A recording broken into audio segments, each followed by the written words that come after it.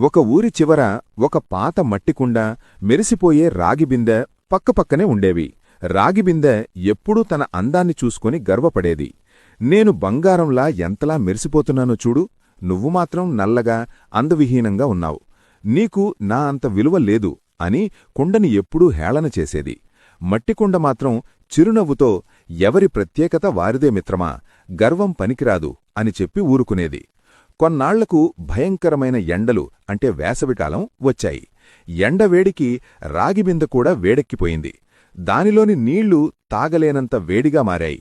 దాంతో ఎవ్వరూ రాగిబిందె వైపు కనీసం చూడలేదు. కాని మట్టికుండ మాత్రం తన స్వభావంతో నీటిని చల్లగా ఉంచింది. దాహం వేసిన ప్రతి ఒక్కరూ మట్టికుండ దగ్గరికే వచ్చి ఆనందంగా నీళ్లు తాగారు. అప్పుడు రాగిబిందెకు అర్థమైంది, బయటి మెరుగు కంటే ఇతరులకు చేసే ఉపకారమే గొప్పదని. ఆ రోజునుండి మట్టికుండను గౌరవించడం నేర్చుకుంది. నీతి: రూపం కంటే గుణం మిన్న. మనలోని మంచితనమే మనకు నిజమైన విలువను ఇస్తుంది. ఇలాంటి మరిన్ని ఇంట్రెస్టింగ్ కథల కోసం మినీ కథలు తెలుగు పేజ్ను ఫాలో అవ్వండి. Download share chat.